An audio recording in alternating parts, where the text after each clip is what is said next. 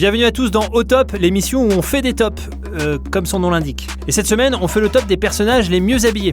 Ah oui, mesdames et messieurs, il fut un temps où le masque n'était pas l'accessoire fashion de l'année. Et comme on sortait souvent de chez soi, on se contentait pas de traîner en pige toute la journée. En tout cas, le défilé de la Fashion Week de Prime Video, c'est maintenant, et vous allez en prendre plein les mirettes. C'est parti pour le top 5 des personnages les mieux habillés de Prime Video. Numéro 5 de notre concours d'élégance, Gary Unwin, dit Exy, joué par Taron Egerton dans Kingsman, pour son côté so British. Parce que bon, les Anglais mangent mal, ça on sait, ils ont aussi tendance à faire des guerres de 100 ans contre nous, mais faut reconnaître qu'ils s'habillent vraiment bien. Il n'y a qu'à regarder Exy pour s'en convaincre.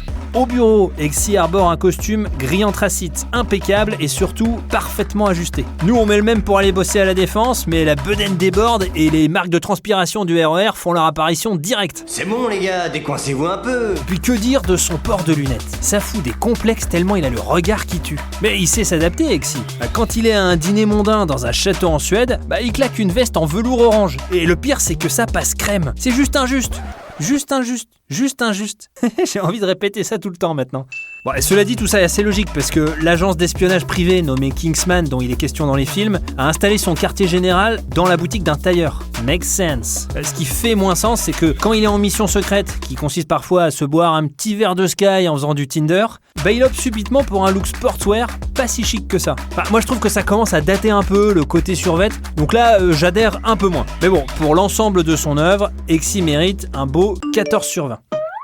La 4e place ne revient pas à une personne mais à un binôme, Tim Gunn et Heidi Klum, les deux présentateurs du programme Making the Cut. C'est un peu facile pour eux. Heidi Klum est une ancienne top modèle sur qui beaucoup d'ados ont fantasmé, vraiment beaucoup d'ados. Et Tim, c'est un peu le parrain du monde de la mode américaine. En gros, le type est une sorte de consultant mode. Si tu sais pas comment t'habiller, tu l'appelles, il débarque et après, t'es bien habillé. Bonjour! Pratique. Pendant tout le programme de télé-réalité, qui consiste en une sorte de grand contest de qui est le meilleur styliste, qui se verra remporter le financement et la commercialisation de sa collection sur Amazon Fashion, il déambule bras dessus, c'était avant le Covid, et à chaque cut, ils ont une tenue différente. Différente, mais toujours au top. On en prend plein les yeux. Oh my god! Ce sont des experts, mais ils tiennent leur rang, et pour ça, ils méritent un solide 15/20. Allez. Et perso, j'étais content quand j'avais 15/20 en physique. Numéro 3, Kat Edison dans The Bold Type. La série suit les aventures personnelles et professionnelles de Jane, Kat et Sutton, 3 amies new-yorkaises qui réalisent leurs rêves en travaillant pour Scarlett, un magazine féminin à succès. On va pas se mentir, ma petite préf du trio, c'est Kat, jouée par Aisha Dee, qui est responsable des réseaux sociaux chez Scarlett. Alors je vous vois venir, vous allez me taxer de favoritisme, mais 1, c'est moi qui ai écrit ce top, donc je fais ce que je veux, et 2, je me base uniquement sur le critère vestimentaire. Et Kat, elle cartonne, tout simplement. Dès le pilote, elle détonne avec une robe à motifs géométriques à la fois moderne et vintage. Kat, c'est un peu retour vers le futur. On voyage dans le passé et le futur en même temps, vous voyez ? Avouez que ses copines ont l'air bien ternes à côté.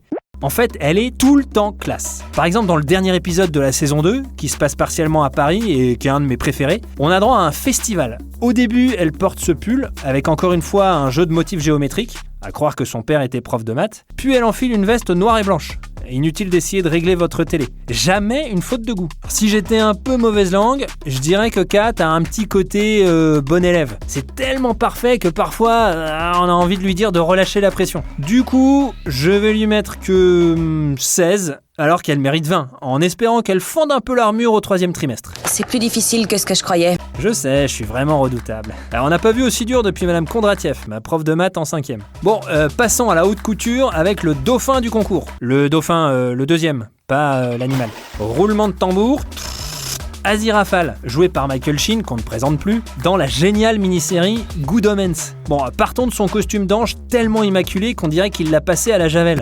Non! De quoi rendre jaloux Jean-Paul Gaultier et Karl Lagerfeld, non ? Mais bon, je vous rassure tout de suite, il assure aussi avec des trucs plus portables. Regardez-moi ce port d'une pape. C'est moderne, trendy, pétillant, dandy.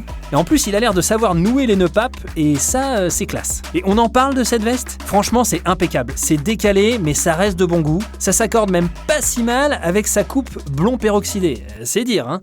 On craque aussi pour son foulard en soie, très gros coup de cœur, et c'est un 17 sur 20 amplement mérité en récompense de tout ce chic. Merci, ça me soulage. Ce qu'il faut savoir, sans spoiler la série, c'est que son pote Rampa, lui là, est aussi hyper classe, même si c'est un démon. Mais enfin, il n'y a pas photo, parce que le look un peu rocker est quand même légèrement ringardos. C'est humiliant.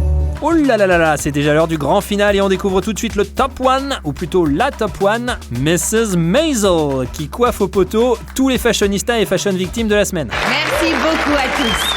Elle partait avec un avantage, parce que la série est une tuerie, une des meilleures du moment. Vous me direz, ça n'a rien à voir avec le schmilblick. Argumentons donc. Pour commencer, l'actrice Rachel Brosnahan est sensationnelle. Parce qu'il nous explique toujours pas pourquoi elle obtient cette note de 19 sur 20 haut la main. Je suis toute excitée. Je sais pas, vous avez des yeux? Il y a vraiment besoin d'explications? Ces tenues des années 50-60, la série débute en 1958, sont à tomber.